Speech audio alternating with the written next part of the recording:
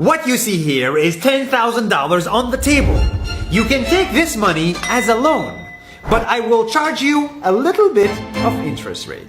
Like most people, you take the money and you go buy a nice car. But in 10 years, it's time to pay me back. And because of interest rates, now you owe me $20,000 and not 10. You will say, I don't have money to give you. And if you don't, I take your car and a piece of your house. Damn. This is how debt works. And after 3 years of traveling the world, I noticed that this is exactly what China is doing. For example, take the small island nation of Sri Lanka.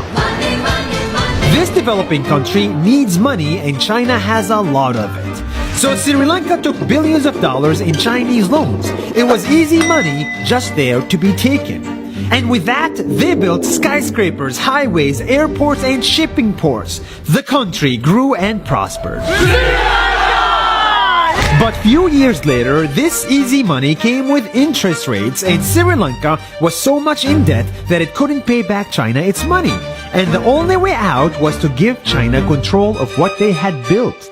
In other words, Sri Lanka lost a piece of its home to China because of debt. This is the Chinese money trap. And it's a real thing I saw all over the world. In Papua New Guinea, I saw $2 billion in loans given by the Chinese to build skyscrapers, infrastructures, and ports.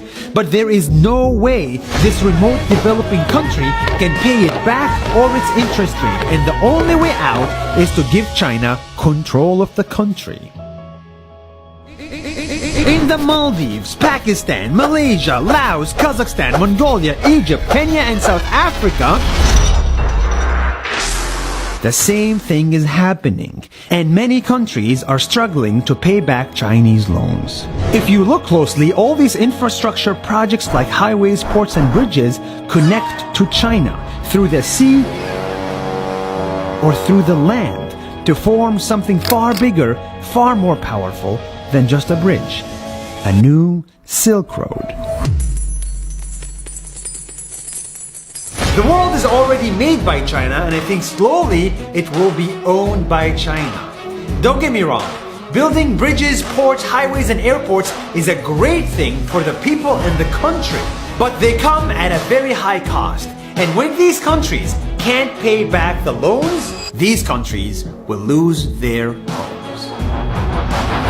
One thing my parents had taught me is that there's no such thing as a free lunch or a free ride. So if we're not careful with our money or other people's money, then we better start learning Chinese. 下周见。